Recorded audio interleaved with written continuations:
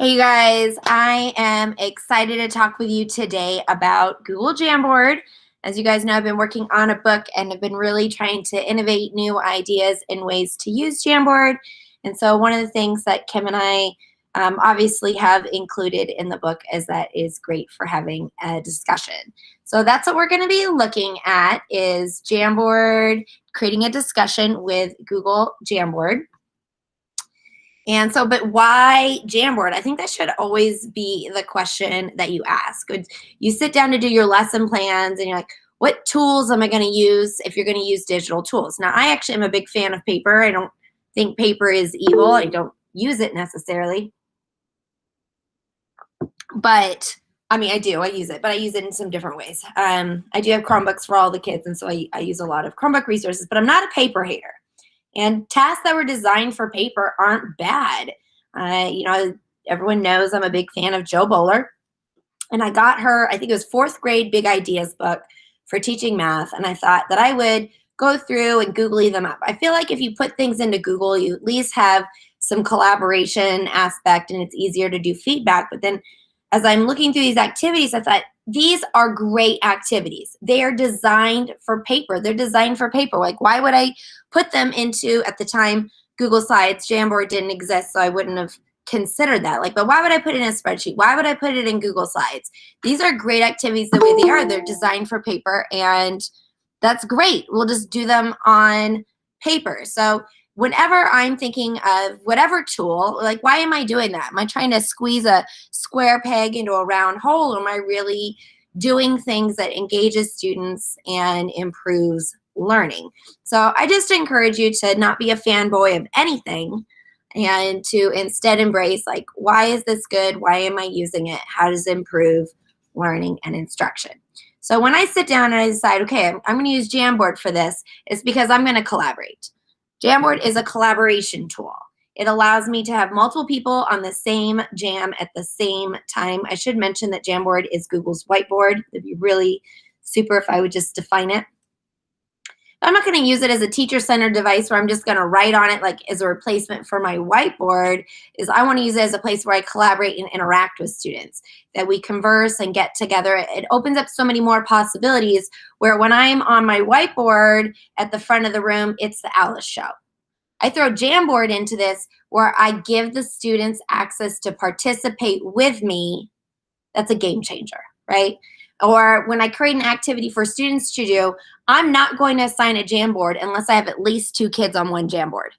That's my base rule. 2 people on a Jamboard or more.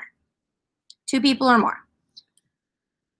And so why do I use Jamboard? It's a great place to share ideas. It has these sticky note things that are really built into it.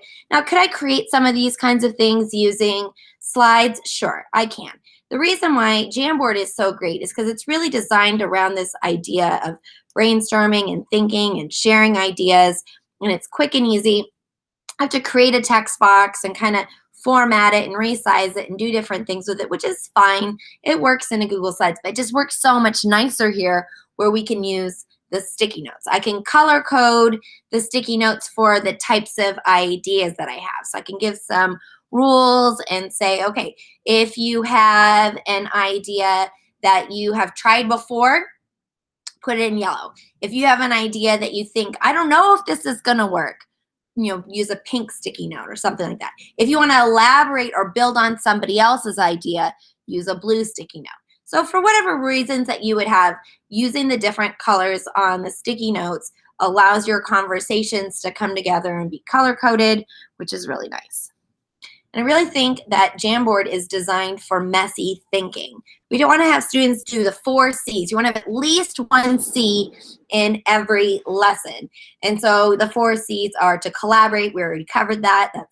I already said my base rule is at least 2 people on the Jamboard all the time, the jam. So collaborate, critical thinking. Critical thinking doesn't come from putting an answer on a line. Critical thinking is absolutely not putting an answer on the line. So when I've got a jam, it's this open canvas and this open space to really engage in messy thinking. Thanks, honey. My handsome man just brought me a giant box of wood. So messy thinking is what we really need to have kids doing if we really want them to engage in critical thinking tasks. And my standard thing to say is if you expect the right answer, then it's not a critical thinking question. A critical thinking question should involve some sort of strategy, like, let me try this. No, that didn't work. I have some evidence. I'm going to try something else. And I think Jamboard's really perfect for that. So if you're trying to do a critical thinking activity, I think Jamboard is really your go-to. And active student engagement is not note-taking. Hey, copy these things down exactly the way that I wrote them is DOK 0. And in an age of Google, shouldn't we be really rethinking a lot of things? So when I want to know something, I Google it, and I bet all of you do as well. So I have a base rule that if it is Googleable, they should Google it. I encourage my students to Google things during class because that's honestly how they're going to get access to that out. So once they graduate, they leave my class, they're going to Google that information. So they need to know what they need to know and how to access it. Why would they want to access it? Not necessarily can you instant recall it.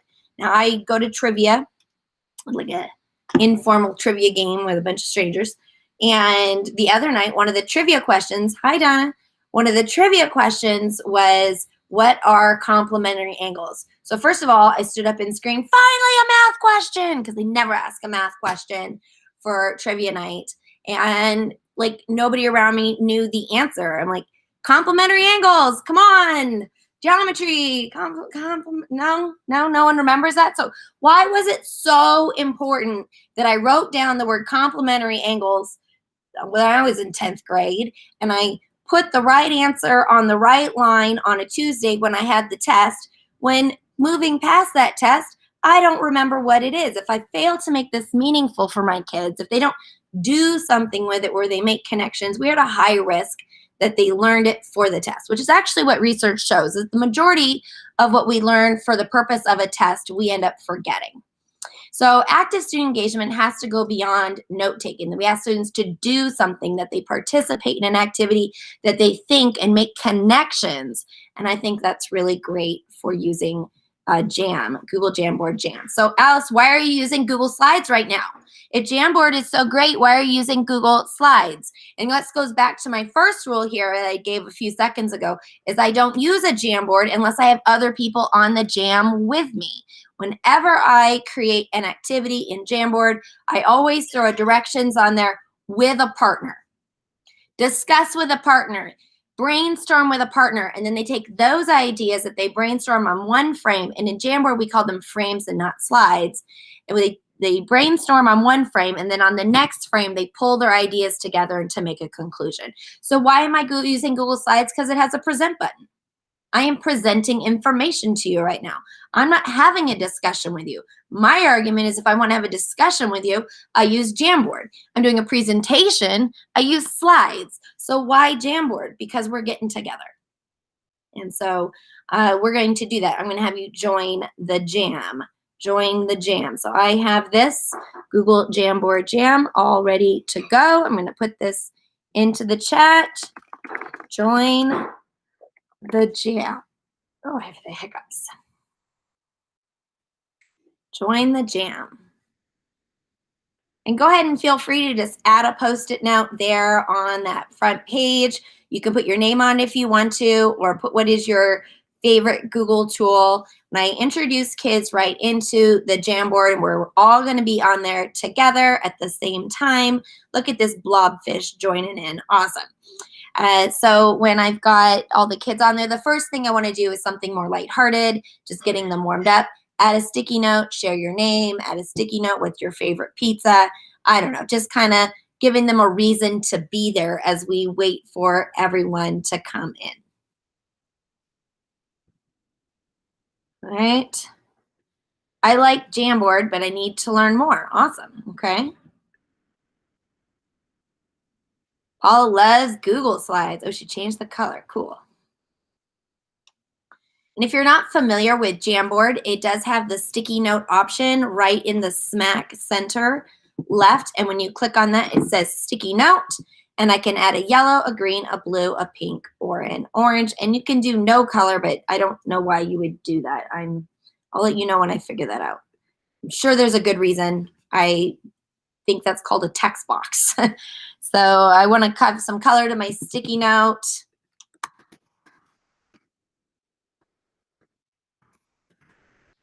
Do it with them. So you see what's so awesome about Jamboard is it's really designed to share ideas and shuffle those ideas. So I'm, see here, I'm like, okay, right? Slides, but okay, Michelle. Oops. Get my laser pointer in here. So Jamboard does have a laser pointer. And what you'll notice about this laser pointer is that it disappears. So if you want to try that bottom tool, the bottom tool is laser pointer. The middle tool is Post-it note, sticky note. Why don't you just take a little circle around your note with the laser tool. There we go. So then that person has a purple laser pointer. It's purple to me. And blue and orange and red. So do you see here now we can all use our laser pointers together to draw attention to our discussions and ideas. Like I'm looking at this one here, and then on this side, I'm going to switch to the select tool. So if you are going to use the laser pointer, you will need to toggle that select tool. Right, so I want to share this idea. I'm going to make it bigger. I'm excited to learn about Jamboard. I love slides. I've already read that one, but that's fine, right? Kimberly's going to try Jamboard after this webinar, let you know what is her favorite tool. She's given it an open mind. Happy Saturday. Now what you'll notice is I make this bigger and I move it. Do you see how it's behind some of the other notes? So as things are added onto a jam frame, they are layered. So definitely get into the habit of going to the 3 dots and going to order and bring it forwards and backwards. Now this is the exact same shortcut, the same shortcut as Google Slides. And I have this down solid. So you'll see I'm on a Mac, so it says Command Shift Up Arrow. But on a not Mac, it would be Control Shift Up Arrow. And so I'm all Control Shift Up Arrow, Control Shift Up Arrow, Control Shift Up Arrow, Control Shift Down Arrow, Control Shift Down Arrow, Control Shift Down Arrow. Why don't you practice real quick using Control Shift Up Arrow and Control Shift Down Arrow on some of the different sticky notes. Let me pile them all on here so that you would move it here, like this one here, it's in the back. So I'm going to Control Shift Up Arrow, bring it back up. Control Shift Down Arrow, bring it back. So go ahead, give it a go.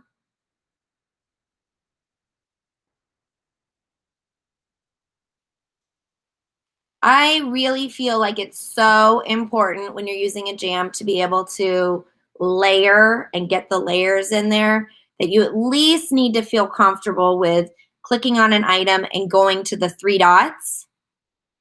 3 dots on the item gives you the order option, or really memorizing the Control Shift Up Arrow, Control Shift Down Arrow. Now, if you don't hold down the Shift, it just puts it back 1 layer. So Control Up Arrow goes up 1 layer, Control Down Arrow goes down 1 layer as you see necessary. Okay, so I'm going to move this sticky note, and you see that stuff got in the way, so it's on Control Shift Up Arrow, and use this during Google Meets to collect ideas, and at the end of the session to have the students share at least 1 new thing that they've learned from the lesson. So I would like to remind you that the cost of Google Jamboard is free. I know we a lot of times will use Padlet to do something similar with this. Padlet is freemium. So this is a nice way to get a Padlet feel, and it saves to my Google Drive automatically. It is a Google tool, so I'm not trying to have all my stuff in multiple places or remember where I saved it, so it automatically saves to Google Drive. So if you had added something that I did not share, will you please bring it back up to the top layer? Don't be afraid to move these around. Find yours. I think I got all of these. There we go. Yeah. It just never gets old to me. I just love that we are doing this together. We're sharing ideas together. We're having a conversation together. And I see multiple people touching and doing things. And I want to remind you that collaborating on digital tools is not a skill that you're born with. Collaborating on digital tools is not a skill that you're born with. And so knowing how to be polite, not get into other people's way, not to delete other people's work is a learned skill, which means we have to teach them.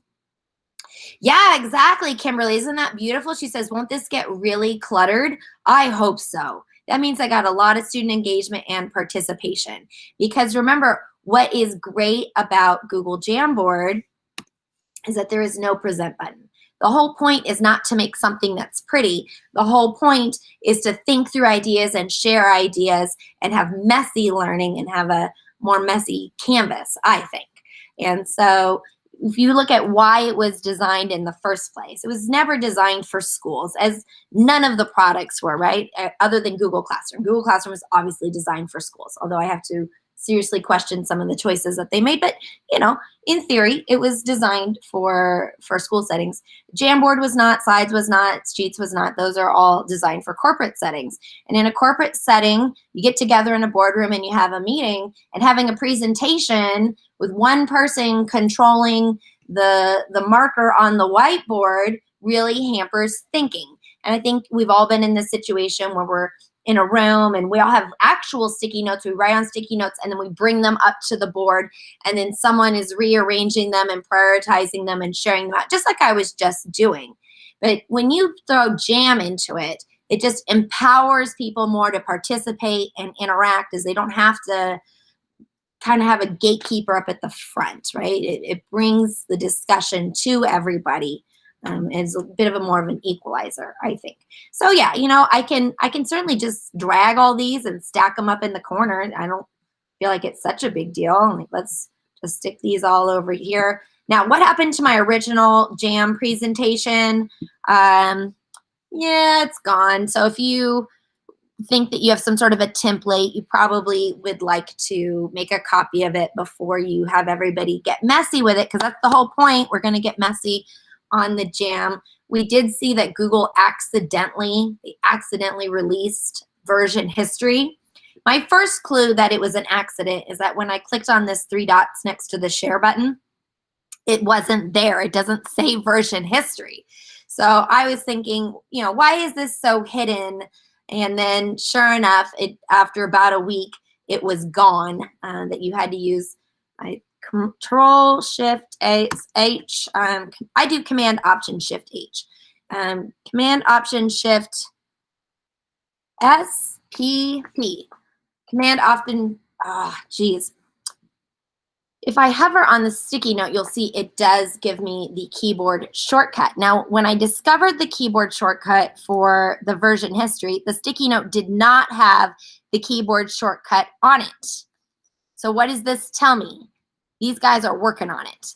There are engineers at Google making features for Jamboard right now.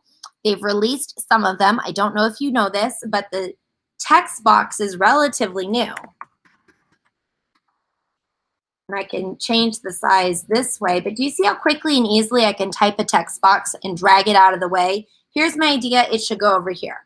And then I can move my ideas around. And that's a critical thinking skill, is to organize ideas together.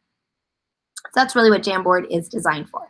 Now, you want to be aware of the frame sorter. It is that box at the top center of your Jam. So if you click on the frame sorter, you can see my other frames. Now notice when I'm in the frame sorter, I have all of you lovely chinchillas, lemurs, and dragons showing up here. And so I can see where my students are on which frame as we are having the discussion. So we're going to come over here to frame 2. So if you'll join me on frame 2.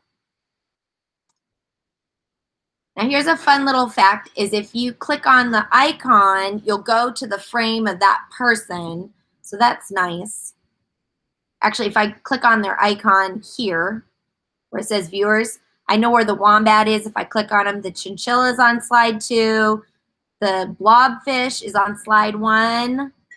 The dragon is on slide 2. So when you come up here to the top, that shows you who the participants in the Jam are. If you click on that, you'll find out if they're engaging with you and tracking. Oh yeah, Gabby, I'll give you the link to the Jam. Sorry about that. Here you go, right there. And like Google Slides,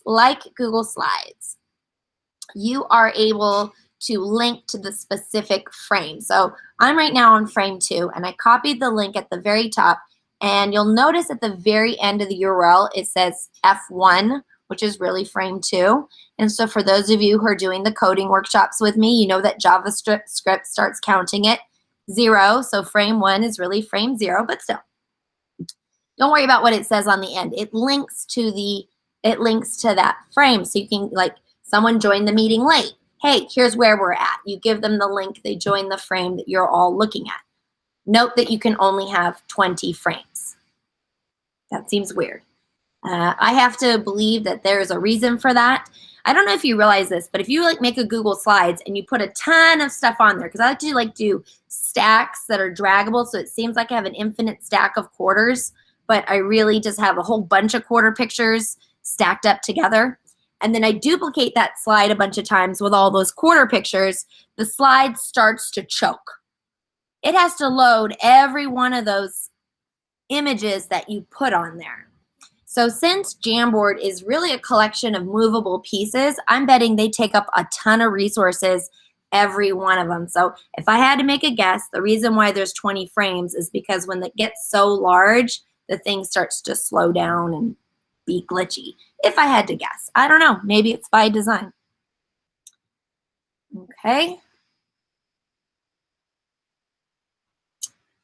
Lauren, I'm just going to encourage you to just control less. Yes, it would be nice to know who put what and when, like you can with Google Slides, but I like to have a messy classroom. I like to have the students talking and thinking, and Jamboard really helps me do that. And there's lots of things that I would like, I don't know, like a grade book that's not from 1800 in Google Classroom, but I don't get everything that I want, that's for sure.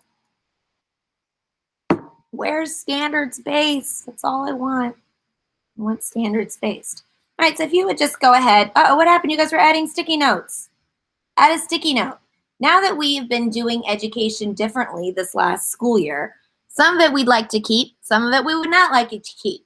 What changes should, moving forward, schools shouldn't just go back to the way it was. I hope that we've all learned some new skills, some new ways of engaging students, and some new ways to give all students an opportunity to learn whether or not they can physically be in class.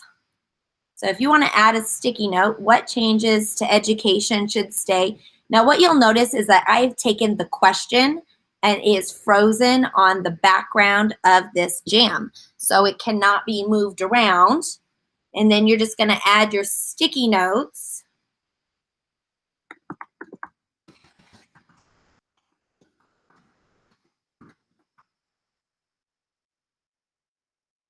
Share your idea. You go ahead and add some sticky notes.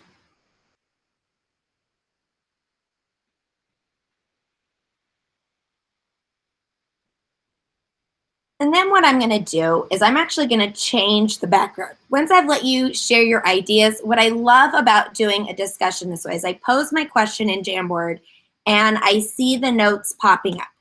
Oh, someone is clearing the frame. Hey, can you please, where it says clear frame, don't click on that. If you accidentally click on it, do Control Z. Again, this is a product that was made for corporate. I think this clear frame should be a little bit more hidden with a warning. But it is there, be aware. So, you know, after they have added their ideas and I've locked on the background what the question was, I actually have a template ready to go. So I have all of your ideas and now I want my graphic organizer. So I'm going to click on Set Background. I click on Set Background and you see it lets me change the background to paper, graph paper, this gray graph paper. But this last option allows me to set my own background. And I already have this ready to go. I'm going to drag in my graphic organizer. Now I have a graphic organizer on here. Let's drag around things that you think, yeah, this should stay. And maybe not. Maybe it should stay. I didn't put a no on there. I didn't give anybody a chance. But now let's start sorting and thinking through the ideas. So more universal attitudes about student voice. Now, I know that many of you, I'm wearing a student voice shirt today. So We all know what Team Alice is. And many of you are people I hang out with, and I know that you feel the same way, but I know that's not actually universally true. There's a lot of diversity in opinions about how we should run a classroom. Okay, so should it stay? Maybe. Intermediate feedback when students are doing computation. Now, if you say Dan Meyer, see, it's where I might put it over here under maybe. Dan Meyer is a god of math teachers. If anyone does not know who Dan Meyer is, M-E-Y-E-R, I highly encourage you to look him up. He's got an awesome, his ADE, Apple Distinguished Educator video is quite popular, and he says a lot of good things. But he has a blog post about immediate feedback, that even if you're going to give immediate feedback, let it be delayed just a little bit. And he cites some research in there, which I really appreciate, because we want to give students a chance to think. So he was a calculus teacher. He was a student at Stanford under Joe Bowler. And now he's, don't quote me on his job title, the innovation officer at Desmos. He works at Desmos, that for sure. And so he blogs for Desmos, and he also blogs on, I believe it's mrmeyer.com. Maybe not. Anyway, look it up, Dan Meyer. So Desmos in particular intentionally does not give immediate feedback. You know, they type in the answer and it tells them right away. Because if it's a thinking question, if you want students to think about it, you can't just like 5, 6, 7, 8, just type in a bunch of numbers or drag in things until they fit and then move on. Like, oh, they fit. And you should pause and think about things. And I think there's a lot of merit to that. So I'm going to put that under the maybe. What else we got on here? Where would you put it? Right, interactive apps, self-learning activities, right? Some small groups, student learning, applied technology skills. And I'm going to use my Control-Shift-Up arrow to bring this to the top. Now you'll notice what I'm doing is I'm sharing your ideas. I am enlarging the sticky note, and then I'm shrinking it back down. And I can also use the laser pointer to draw your attention during our discussion into these particular sticky notes. I'm going to click. Alice, how did you do that? Do which one? The laser pointer? No, the one where you blew it up. Oh, I just have the select tool, and I just grab the corner. I just make it bigger or smaller. Oh, my front door just blew open. Welcome to Kansas.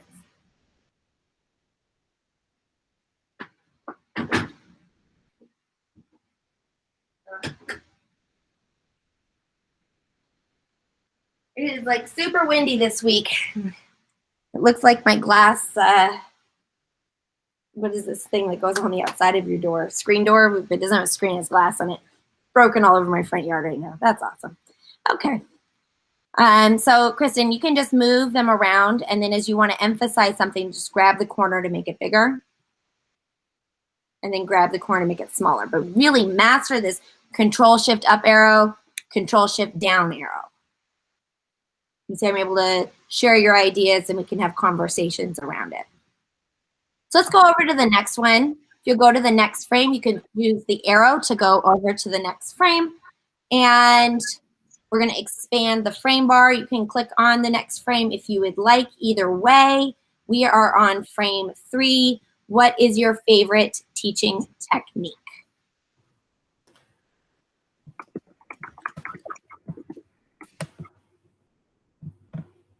I think what's really nice about Jamboard that gets you in there, and it just lends itself that we should be adding a sticky note and sharing ideas. Like it's screaming for you to do this, and it's a really nice platform. Now you saw me before where I had swapped out the question for a graphic organizer. So let's, I'm going to go ahead and show you how I did that. So I'm over here in my Google Slides, and Google Slides actually has the right proportional dimensions to be a background in Jam. So I am just going to add a slide. I just have a slide here. I'm going to get rid of this placeholder text box. I don't need it. And I am going to make a circle. I'm going to color it in with a thicker border because I like to do that. And then I call this one Tech Technique. And I'm gonna make the font. Now what I like about doing it in making my graphic organizers in Google Slides is I get a lot more font choices. Whatever, I'll leave it. And then I'm gonna duplicate that. Control D is duplicate. That's a great keyboard shortcut for you to learn. Control D, duplicate, works in Jamboard, and I really think that that is essential. And then we'll do this one as paper. And we all remember that Alice says, I love paper. I'm gonna file, download, and download as a JPEG. So actually when I'm creating graphic organizers for Jamboard, I make them either in Google Drawings or Google Slides. The problem with Google Drawings is they're not proportionally the right size.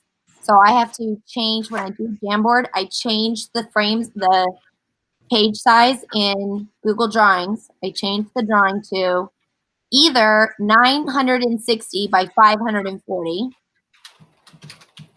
or believe it or not, I throw a 0 on the end of that and I do 9,600 by 5,400. I make it 10 times as big. 960 by 540, or 10 times as big. Because the bigger it is, the higher resolution, so that when I put it as a background image, it's not pixelated. So I'm going to download this as a JPEG. And you'll notice that when it downloaded as a JPEG, it downloads right into the download bar at the bottom of my screen. Are you able to see that? Does it show that with the screen share? So here in Jamboard, I ask you to share your ideas. I used a slide, which you'll see that I did that. I created on a slide my question. I downloaded the slide as a JPEG, and I added it as a background so the question doesn't move or change, and it gives us the whole canvas to share our ideas and have a conversation and a discussion. But then when I'm ready to, let's think through these ideas, let's sort them and categorize them, because that is a critical thinking skill, I click on Set Background, and this last option over here, I click on that, and it gives me the opportunity to add in the graphic organizer, which I can just drag it in from the download bar down at the bottom. Ta-da! So now, let's look. Games. Is that a tech technique or a paper technique? You see my problem? I should have made this a Venn diagram. So I'm going to come back over here. I'm going to make this bigger. Here's a tip. Hold down the shift key to make perfect circles. All right. And I'm going to make this to the right. And But before you do it, technique doesn't, you have to make it smaller. what has to be smaller? The word techniques. I'm just going to let it go. There we go. Because I think learning is messy and I'm fine with it. But I do want to, because I am making a Venn diagram, I do want to have them be a little transparent, because the whole point is seeing the intersection in the middle, right? So now I just did a file and I downloaded it as a JPEG, so that on the back of my background, I'm going to change my graphic organizer. Boom, look at that. All right, so games goes in the middle. Thank you for those of you who are moving stuff around while I was redoing the graphic organizer. Who should be doing the work? Who should be doing the thinking? Who should be doing the sorting? Students. Students. And that to me is what's awesome about Jamboard, is that I can facilitate a conversation instead of talking at kids, right? Mine is collaborative Google Slides. That's clearly tech. Keep technology best practices. Collaborative tasks, that's in the middle. I see a lot of us like collaborative things. Bless you, definitely collaborative. Thank you, thank you. See, and again, I can just make it big to highlight and showcase an idea, and then make it small again to organize it. Alice, Yes, sorry to interrupt. you are fine. Can we put links on a We're jam? collaborating. Good question. I'm gonna let you put that in a sticky note before I answer it, just because this is a Jamboard presentation. Okay. I'm gonna be a punk for a second.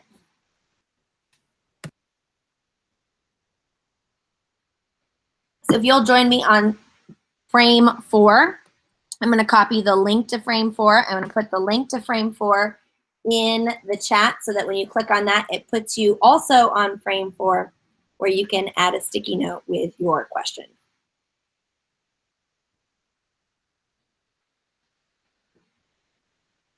Thank you.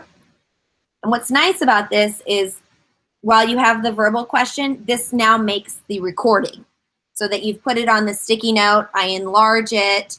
It's on the recording. Everyone in the Google Meet, or if I was face-to-face even, everyone's able to see it visually in words and like, wait, what did they say? The answer is no. Right now, there is no links. So you're going to go to the 3 dots right now here next to the share button and send feedback and tell them, I need some hyperlinks.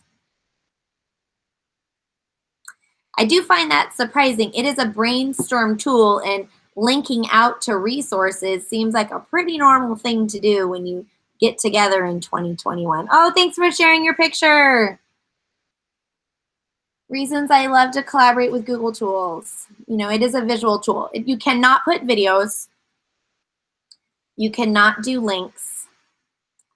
There was something else I was thinking of that you cannot do. I can't I can't lasso and like drag 2 things at once. You know, like when I'm in Google Slides, it helps me to line things up. That's because Slides is a presentation tool. This is not a presentation tool. It's a thinking tool. So it doesn't help you to get the design right. It helps you get the ideas down. You can put a GIF in. Yes, you can absolutely put animations into Jam. Can you start a jam from Google Meet, that whiteboard? Yeah, 1,000%. So that's Jamboard. 100% Jamboard. Okay. Thank you. You're welcome. Add this. So everything here that I'm showing you works exactly the same way. Now I want to add this GIF. I actually have to do, for right now, you cannot just drag images, which is weird, onto a Jamboard. You do have to upload it and click on the upload there. But you'll see that I was able to add, I have a GIF in here. I'm able to add those. All right. Any other questions?